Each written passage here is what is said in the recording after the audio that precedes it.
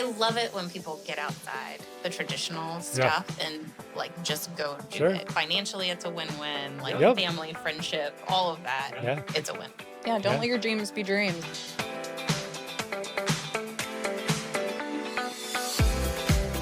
Thanks for coming and joining me today. Good to see you guys.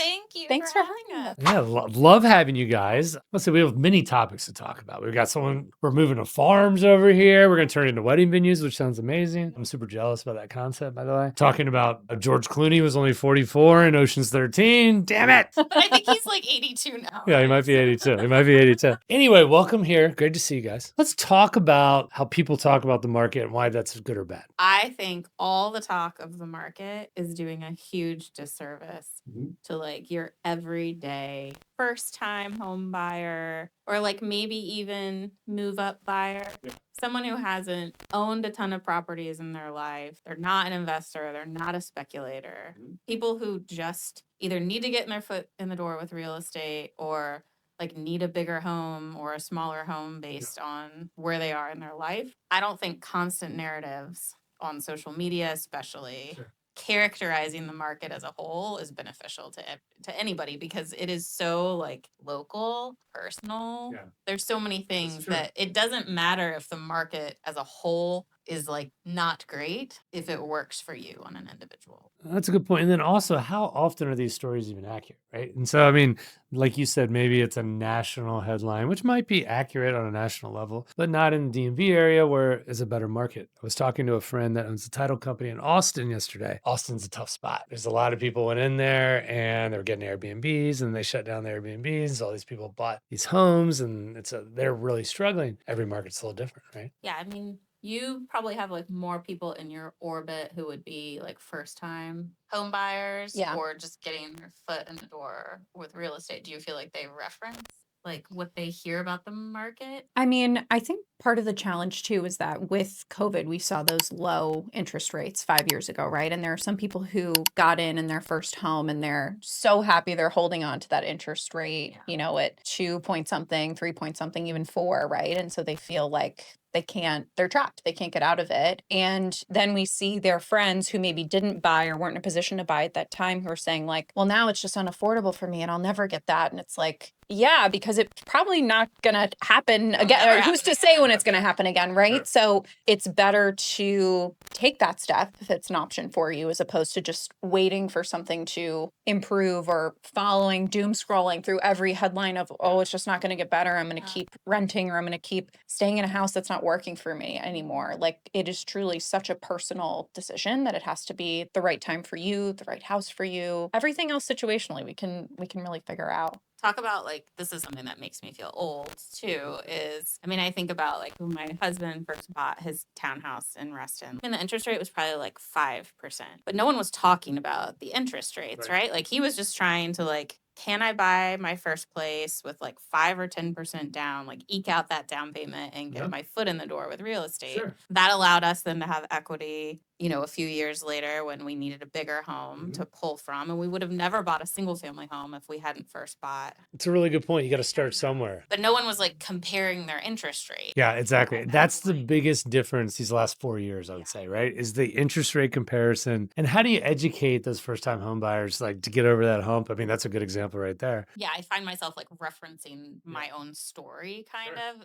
Also, it's hard for them to conceptualize because that's not the reality they're living in. Like I know homes are more expensive, interest rates are higher. So like you do have to be sensitive to the affordability of all of it. But you could probably especially in this area too, right? You know, everything buyers come in with an idea of, you know, what they want or what they think they should have, right? Like they look at their parents' home and what their parents had when they were their age, and it's not the same now. And so there is definitely that level setting, but at the same time, there is, I think, that second piece, that education, talking to a lender, really looking at what the numbers show. And more often than not, someone could have afforded a home 2 years or maybe even more before they could have purchased one. There are so many options that buyers today aren't aware of. I think they just see negative piece of news after negative piece of news, and they get in this mindset of, oh, this is not going to be for me. I can't do this. I'm just going to move on. Yeah, I almost wish sometimes you could just show them the numbers without the rate. Like, I'm going to put my hand over the rate for a second. Can you afford this monthly? And do you have this cash to put down? Great. Because what you find people doing is just shopping rates with lenders. But it's the only thing that is really going to matter at the end of the day is, do you have the cash to close and can you afford the monthly payment? And then don't fixate on the rate, because that's, I mean, for the most part, all lenders are going to be offering about the same thing, unless you're a very high wealth individual and you have a bank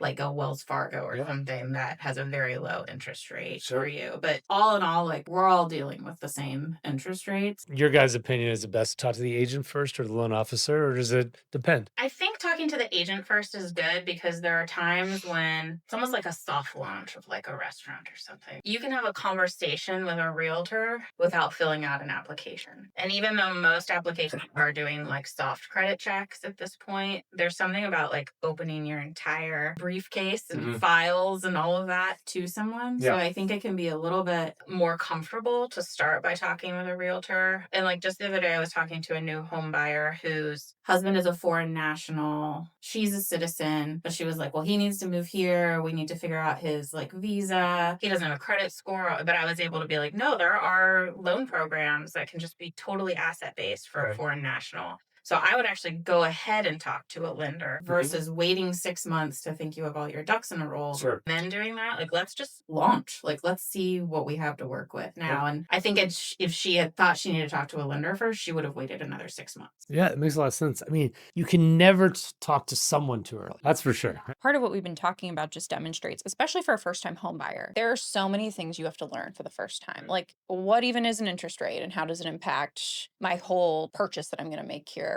How much money should I have for a down payment? I can't tell you how many people like still have conversations with their dad who's like, no, it's 20% down or it's nothing. You can't do this. Like, that's not how things work, especially here with affordability anymore. It's so many conversations that you have to have, because you can't expect to sit down with someone for an hour, not even like 3 hours, to really go through the entire process in its entirety and expect them to retain that information, right? You have to be able to say, step 1 is this. Here's a look at what step 2 looks like, but let's get you to that next step, and then we'll keep going from there. It's a process, especially with first-time home buyers or people who are in unique situations that, need to be navigated in a specific way. Unless you're looking in a subdivision where like 20 homes come up a year, Yeah. in all likelihood, you're not going to find 20 homes you love in a year. So starting as early as possible and just getting that pre-approval, like knowing what the process looks like, because you're not wasting anybody's time to start digging through and figuring out a game.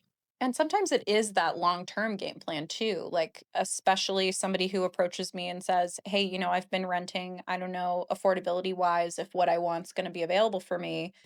How do we start then maybe a year or even a 2-year relationship, right? That gets them to that point of, how do I start taking financial responsibility and saving for this big investment? Because for a lot of people, maybe it takes 1 year, maybe it takes 2, maybe it takes 5. Like we're those people who can kind of get them the resources that they need to be able to get that home that they need or that's going to serve them in that particular amount of time. So Makes it takes sense. time. I mean, lenders help people clean up their credit scores all the time. Yeah. You don't have to do these things alone. And I think it just then substantiates our value even more. Like, we truly do not just open doors. It's fair. It's fair. We will work with you for years to get you ready to buy a home. And so will our lending partners, because it benefits everybody, but it also it feels so good to like know that someone's not alone just ruminating over their credit score and how they'll never be able to buy a house, or they have student loans and that's going to impact them forever and they'll never be able to buy a house. If you can speak to a professional,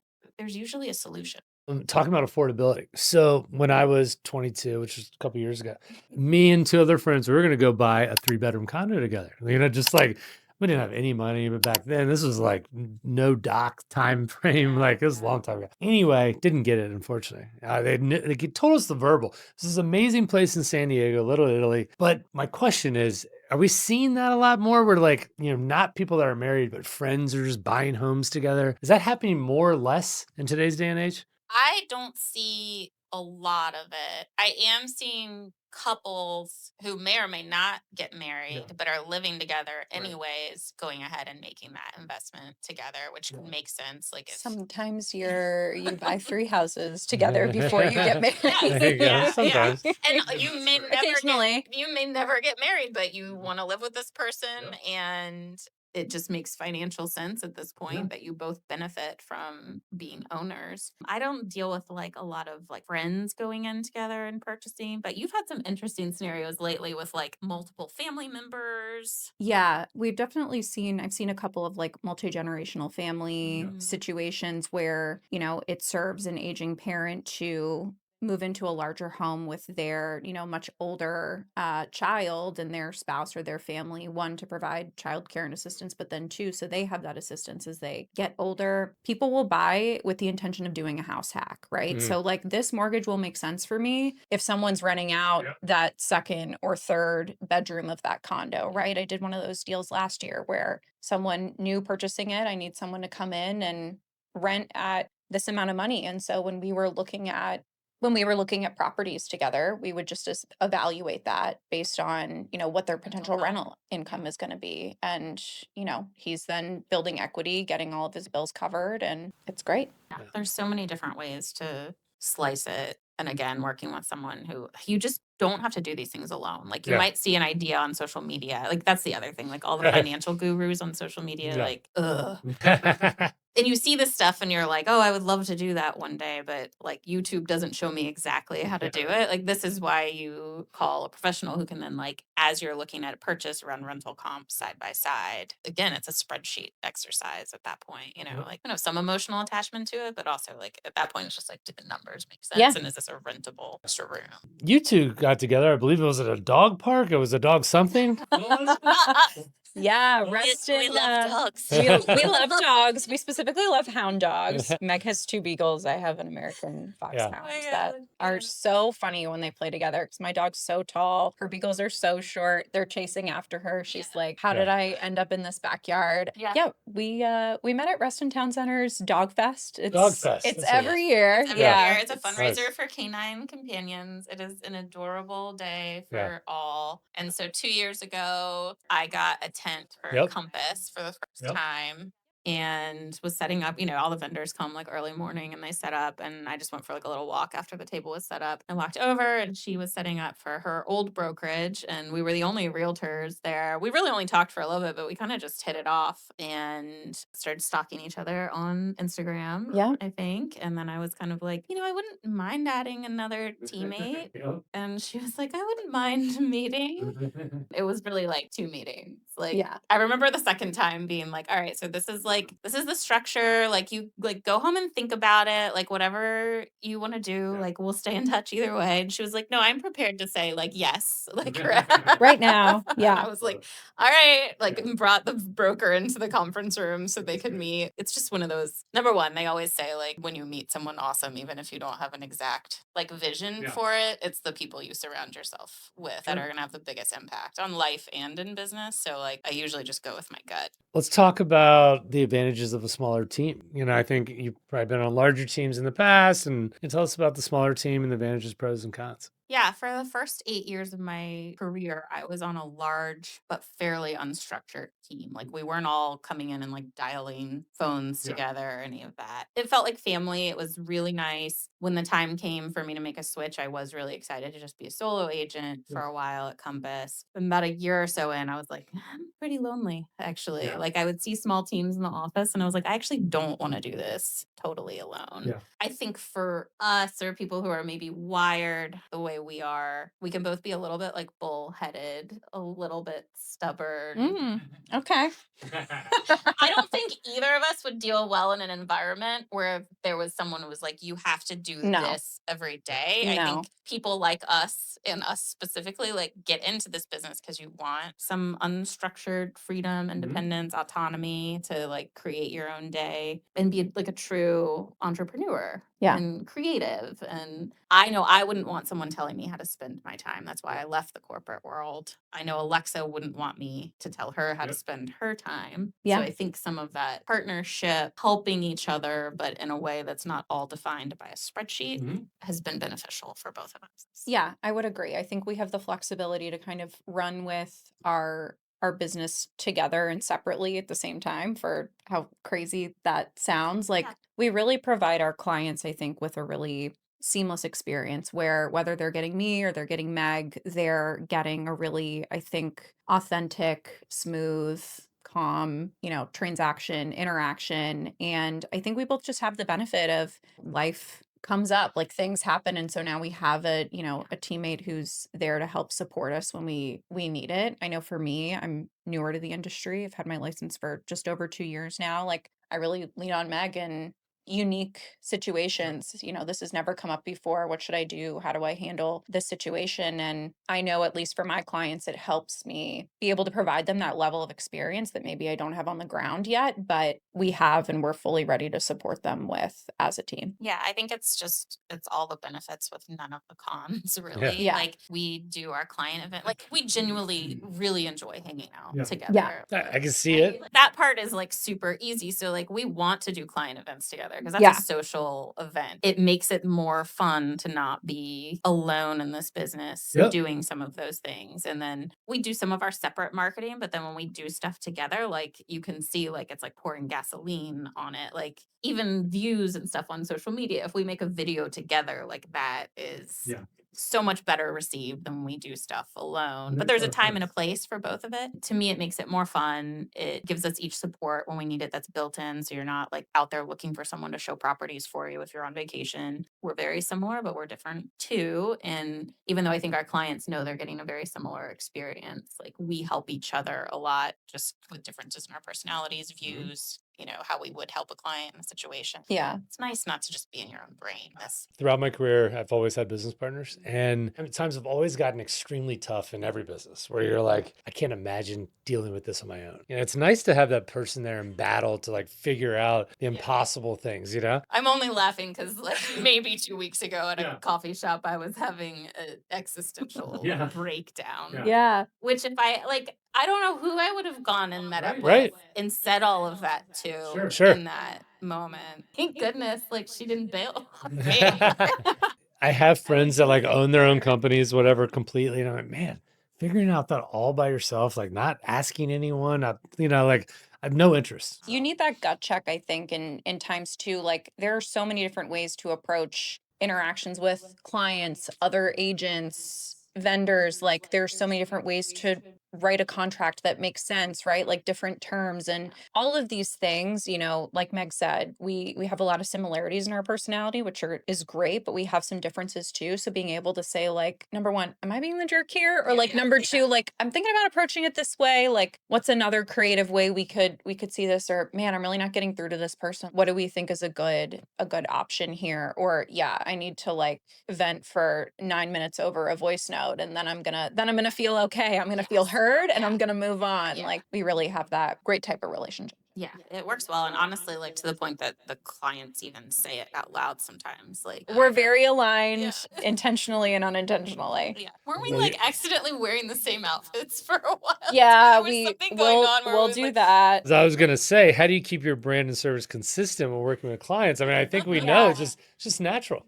And this again goes back to, like, I went to this entrepreneur summit for UVA alums last year. And you can sit there on stage as a successful entrepreneur, someone who's buying and selling companies, and talk like tactics and strategy and all of it. But every single person on that panel just went back to the people that you hire. And I think sometimes we can overcomplicate what's needed in a business if you just don't have the right people around you. And then the right people can make all of that so much easier, so much simpler. If we really needed to deal with like a real situation, like, I don't know what's fair or not fair maybe in our business relationship, I think we could talk about that like really directly. But it's just, it doesn't come up a whole lot because I think we're generally seeing things from the same point of view in terms of appropriateness, fairness, all of that. One thing is more about the brand of your guys' team. And so I saw like quintessential. Give me a little background on the word, what it means to the team. And is it associated? Like, how is it associated with you guys? If I had had to identify it as like a visual, and we've joked about this. Like, I would love to make a video of like the two of us wearing like Louboutins and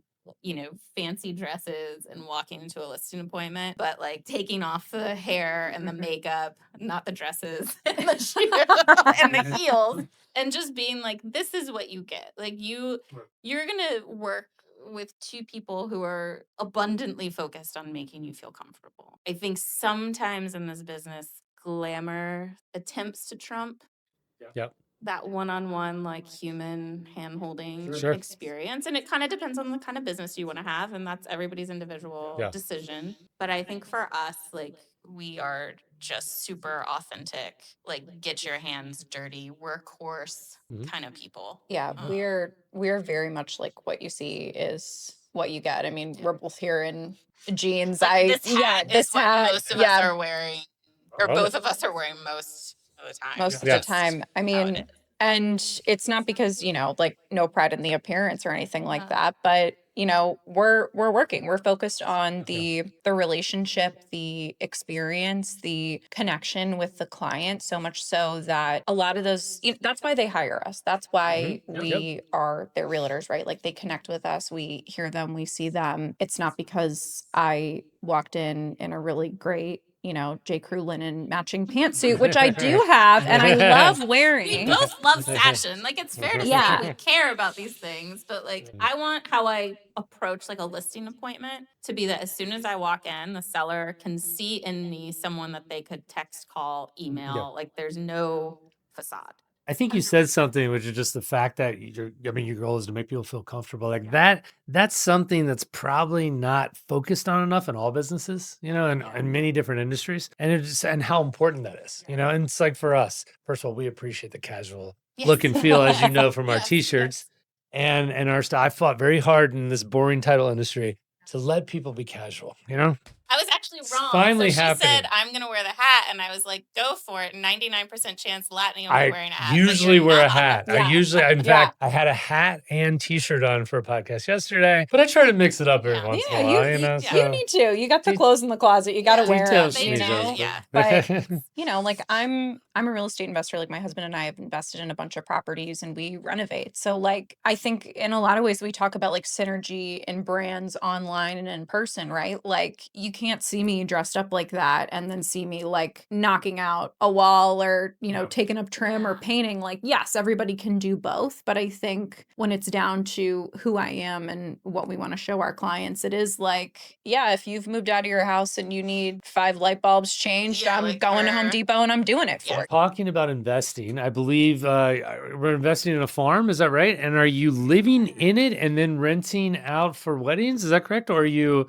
not living at? Yeah, so under contract, so we got to keep all the fingers crossed until the closing date. But yeah, we are looking at a property out in Western Loudoun that we would be living on, 20 acres, that has a barn and a couple other buildings that we'll use as an event venue space. And we've been investing for quite some time, mostly in short-term rentals. Really love like the hospitality aspect of a short-term rental, like, giving somebody an opportunity. We have a cabin out in the woods. We used to have one down by that one's in West Virginia. We used to have one down in Wintergreen too. And just getting people to experience, the surrounding area, I think was a big perk for us. And so when we thought about, it's a long-term goal. We were talking about this before with purchasing. There's so many things you can do with property investing. You can buy a bunch of long-term rentals. You can be in short-term rentals. You can buy commercial. You can own as many properties as possible and retire, right? Like you can house hack. There's so many things that you can do. And sometimes like going back to the whole YouTube doesn't tell you how to do all this stuff. There's so many options. It's overwhelming. I come from a communications and PR background of, giving clients a communication strategy of this is the short term, the long term, the 5-year, the 10-year. We really looked at what is that long-term strategy for us with our investment portfolio. Meg, you were formerly in construction site management. How was that? And was that what motivated you to go on your own? I was a sociology major, which prepares you for nothing professionally, except for like critical thinking, communication. In real estate, it helps me with noticing like trends, like larger, big picture stuff that's happening. I was at a crossroads like a couple years after college. I was like, do I want to go get a master's in something? Do I want to go to law school? Like, what do I want to do? And I had a good friend, also from UVA, who was 2 years older, who had been an English major, who was working at Turner Construction, managing interior fit outs. So, like, spaces like this that new tenants come in and make their own. And he was like, you know what? Like, there is a job open. You should come try this because it's literally like going and getting a master's degree in something without paying for it. As much as I've learned in real estate over the last 13 years, what I learned the 5 years doing that job was like, I don't know, it was like this because I was managing budgets, schedules, and hardest of all, people. And when you're managing interior fit outs, like these were not big base buildings, but you're working with contractors, day laborers in some cases. You're dealing with architects, engineers, you're dealing with building owners, owner reps, and some really high wealth individuals in some cases who might own a small boutique building that we're fitting out. And you had to learn how to really communicate effectively with all of those people, sometimes in the same room, sometimes just delivering messages back and forth. My favorite of all was honestly like at the end of the day, sitting on like a stack of drywall sheets with the contractors and just shooting the shit. I loved that human experience. And there was a time while I was doing that where I thought maybe I'll get like my commercial real estate license. But then when I realized was that one-on-one contact for me, take out the big budgets, take out the schedules, take out the middlemen. Let me sit there with one other person and connect. And we had our first daughter about 5 years into that job. I did do some projects and stuff from home. And then I just pivoted and I said, I'm going to go get my real estate license. It was a corporate job. It was structured, but you got these like glimmers, these little moments with people in a very human capacity where you had to either motivate them to stay later to finish a job or to come earlier or to soften the blow if a message was coming, that they were unsatisfied with the work or anything like that. And I just found I love that. It's my favorite part of the business now. It's also the most challenging part because when you care, when you're sensitive, when you're empathetic, when you want to keep someone calm and they're not, you do absorb a lot of that stress on their behalf. But when it works, it really works. And it's like for me, so satisfying. Sure. No, it makes sense. It makes sense. And then, I mean, it seems like it would train you very well for what you're doing currently, a lot of personal relationships and going through the whole process and the ups and downs and all that kind of stuff. How did you know you want to go into real estate and it wasn't some other field? I didn't really know, but I'm kind of a wing it type person. Yeah. So Jason, my husband, had bought his first place in '04. And then in 2010, we decided we'd kind of outgrown that. We had an 18-month-old. We were ready to have a second child. And so we used the same realtor that he had used to buy and sell. And she had a really non-pressure, just great demeanor about her, which made us feel like we were making our own decisions, but with good support. Yeah. And I didn't know for sure, but I was like, if I get into this business, I think she'll be my first phone call. And happened to be 2013 when it was a pretty crazy market. And I mean, like we got a coffee and she was like, and could you start this afternoon? But I hadn't even like studied for the real estate license or anything yet. And then I met with her partner and it was kind of the same thing. They were like, if you were licensed, we'd have you out showing properties like in the next hour. So I was like, well, I'm going to boogie woogie and like studied real quick, got my license and well, we know you're smart. You went to UVA, which I didn't get into. We don't like to talk about it. Me but, neither. Right? Sorry, guys. And my dad went there. Anyway, long story. I'm fine. Well, it's funny because I probably met you because we started Allied in 2016. I'm guessing I met you probably 17, 18, not too long after that. I just assumed you'd been in the industry for 15 years. So there's so many ways to get started in this business. And look, the market's harder.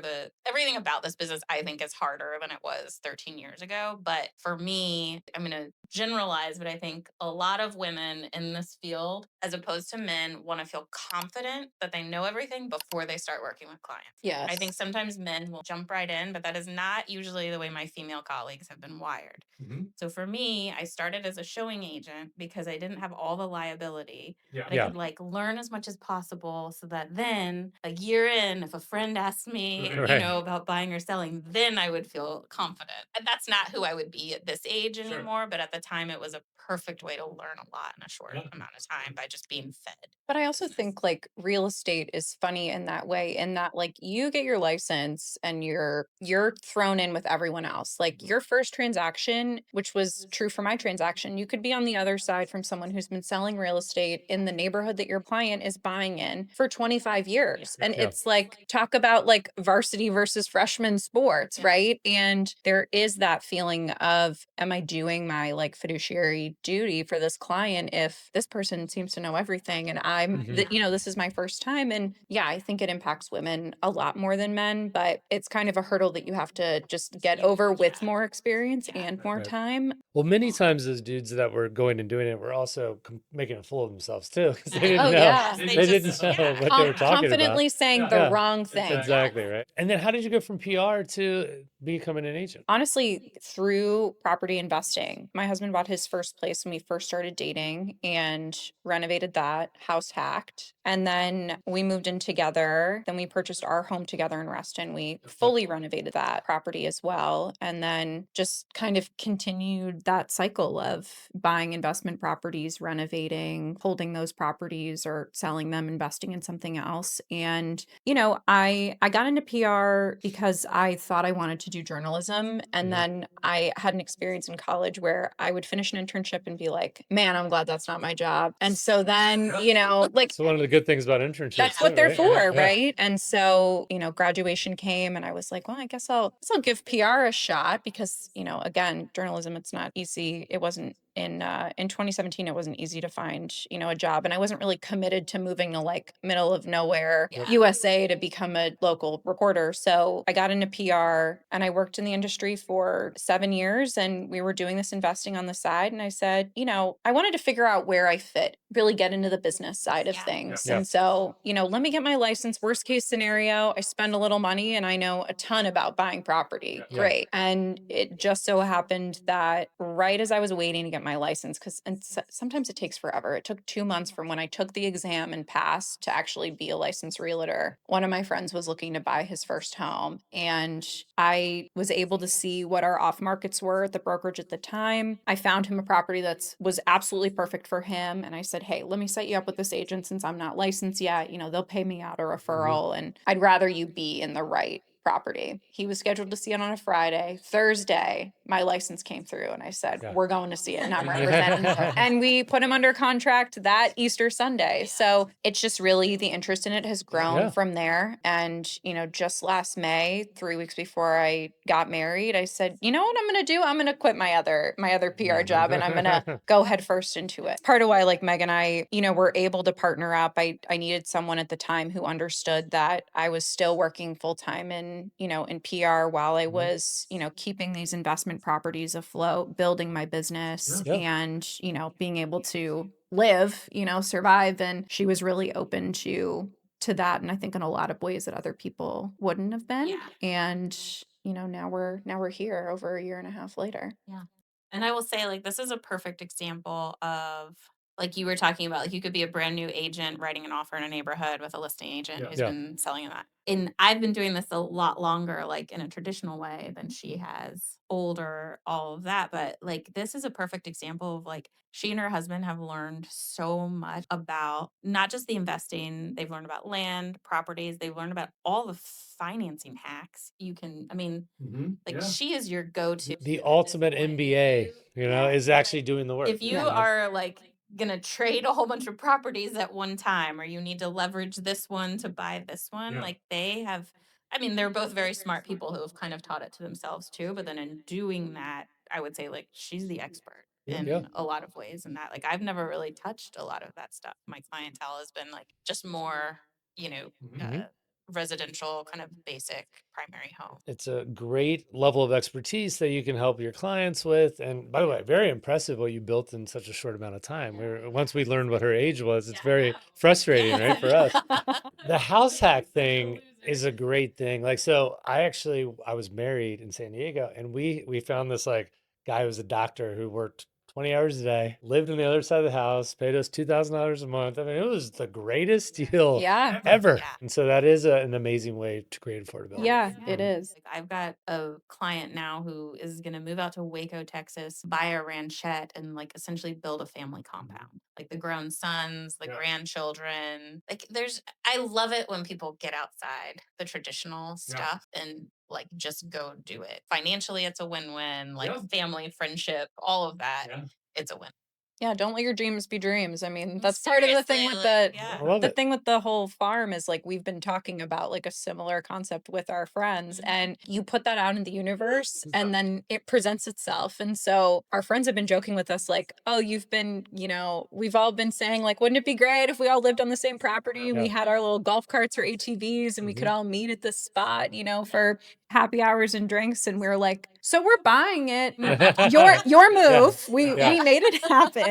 It's awesome. We have a section called Rapid Fire here. We just ask questions and go ahead and tell us what you think. So, perfect client or perfect property? Perfect client. I feel like you kind of have to say that, Yeah. don't you?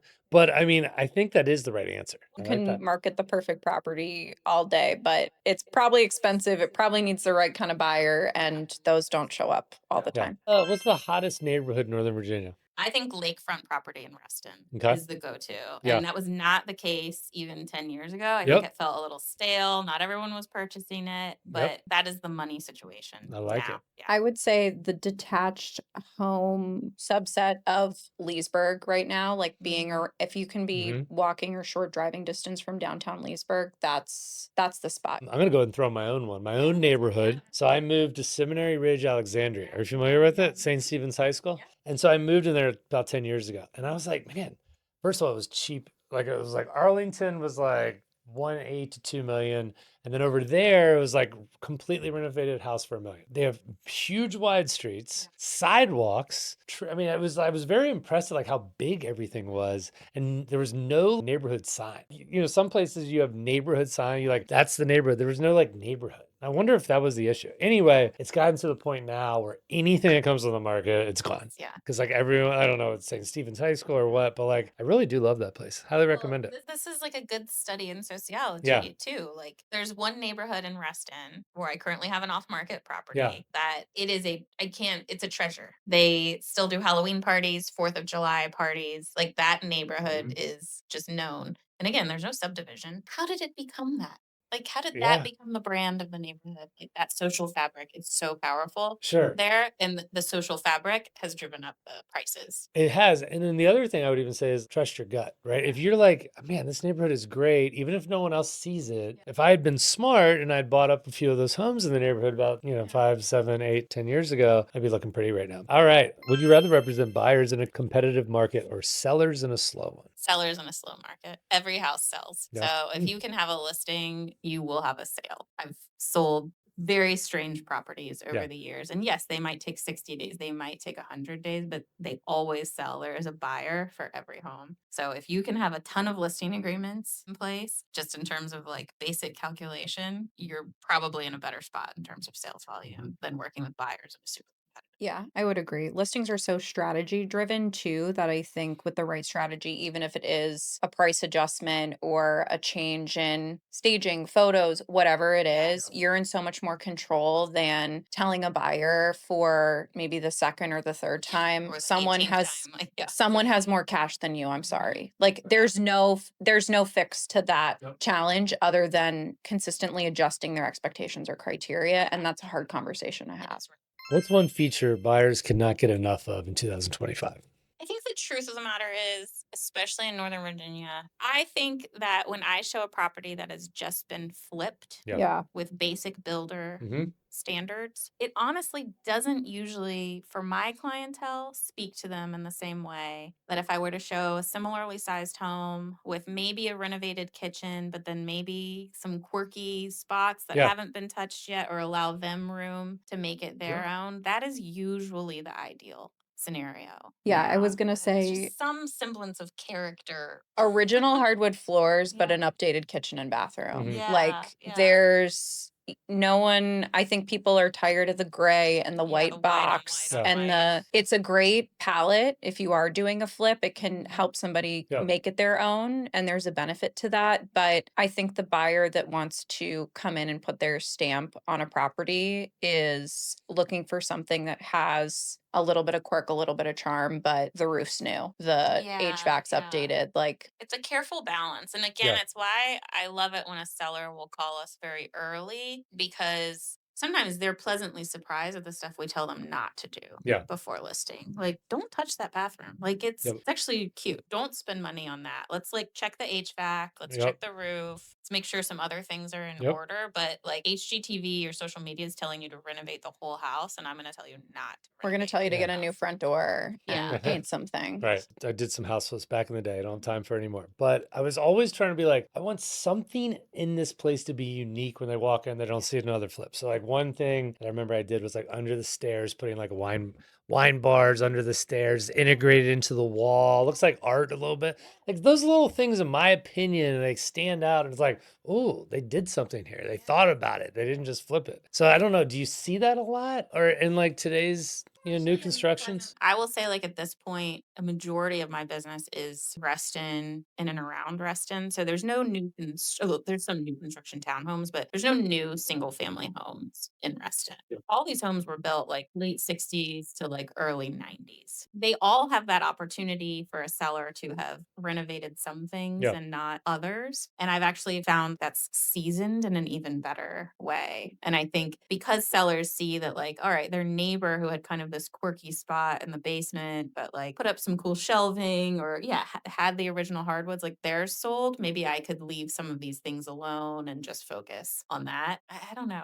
I feel like my clientele, yours too, kind of gravitates towards that. I don't want to go into a place that just feels cold and white and Makes gray. sense. Makes sense. What about kitchens, real quick? Well, I just did renovate a kitchen not too long ago. Yeah. One problem in my neighborhood: Pulte built these homes a long time ago, and they gave us the 8-foot ceilings. Come on, if you go new construction, give me taller, right? I mean, I'm a giant. So anyway, when we bought it, it was all gray. We went to more of a white cream, and like it really opens it up. It feels so much bigger. I mean, I will say I looked at my cabinets; they are white, but like it does open up that kitchen with my small ceiling. Are the white kitchens going to stay for? I mean, they've So we been have around like forever. semi-identical kitchens, Yeah. Yeah, which is we- also really strange. Like renovated before we knew each other, but like we both have two-tone kitchens, so like white cabinets, dark gray, bluish, lowers. Like wood, I think for both of us Yeah. is such a like sense of warmth and Yeah. charm. So like I've got a bunch of like walnut features. Like I have a shiplap and walnut like custom made hood, and then some open shelving. She has a very similar hood, but wood to me is like, Yeah, we have a lot of wood, Yeah. and it's oak. you could go oak white colored on white wood. on white and then Yeah. get some natural, I mean, natural elements in Yep. general. That's why I like going with a natural stone.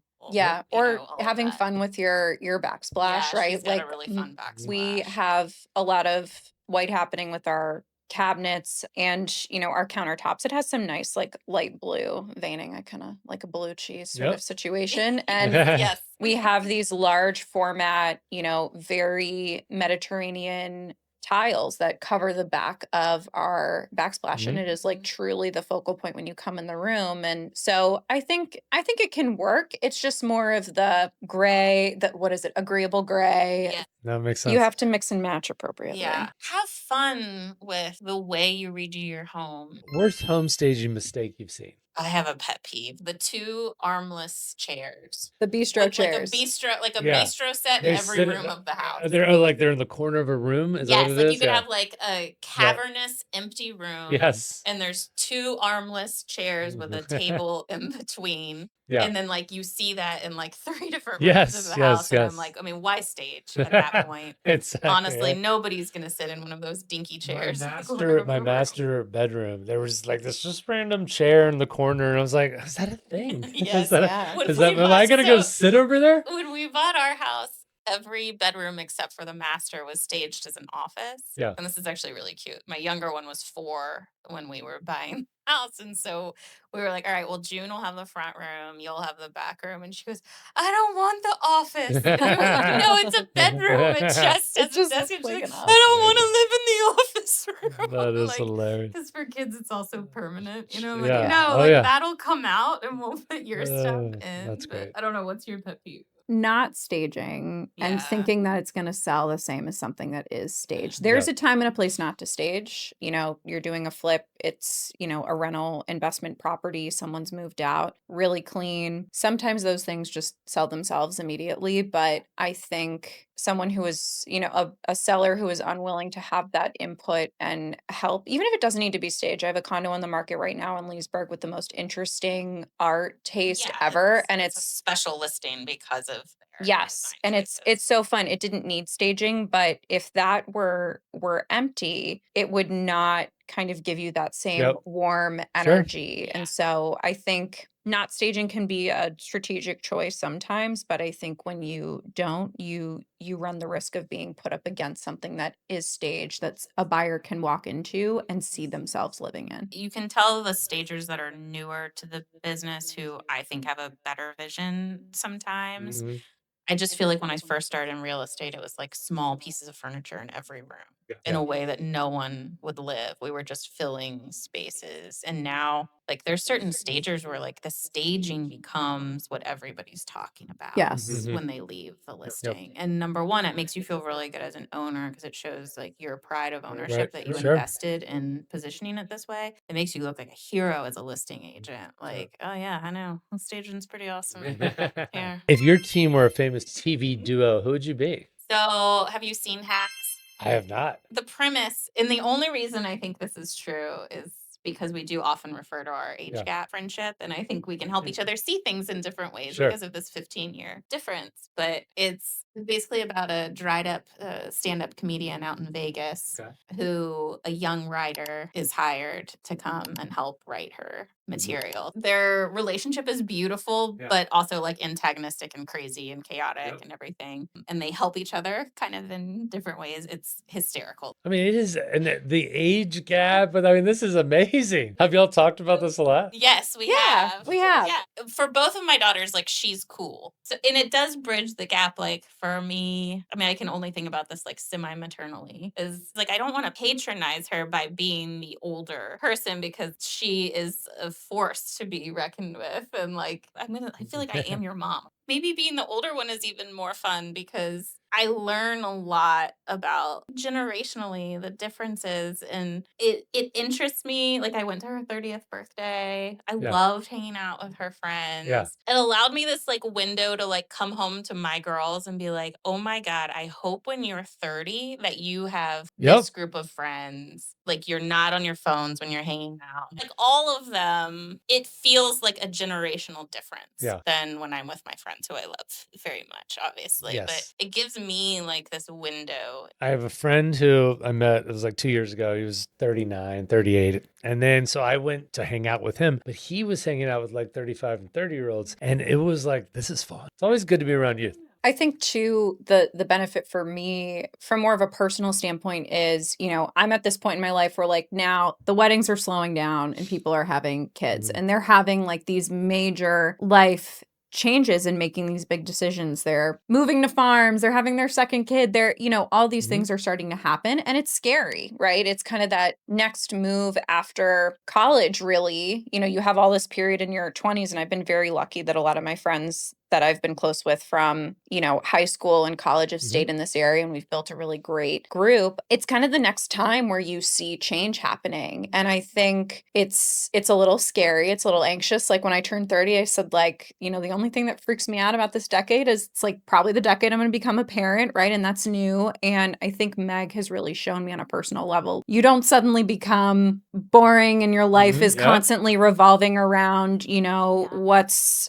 happening here with my, you know, my kids or my family. And yes, that is important, but you can still have this incredible career, great friendships, have fun at work, in your personal life. And, you know, this is only an addition. It's only a growth to the incredible experience that you're already having. And Well so I said. found that That's well benefit. said. Well, I Yeah. think like as she was saying it too, like where else in life at a certain age do you even like naturally connect with like another generation? It's going to be at work for the Yeah. most part because like once you're a parent, it's kind of like, all right, everyone's kind of doing the same thing, you Mhm. know, at the same time. That's just how life goes. So it's been like beautiful to just happen to have connected with someone who's younger. Could have been Yeah. the same, someone who was Sure. older. But I would say, like, to anyone, like, also lean into that. Yeah. Like, when you're at work or in these environments where you're actually around people of different ages, Yeah. like, really lean into it. I agree with you. It goes both directions. Yeah. Yes, it Yeah. really, it does. Well, hey, listen, it's great to see you guys. I Yes. appreciate you guys coming on.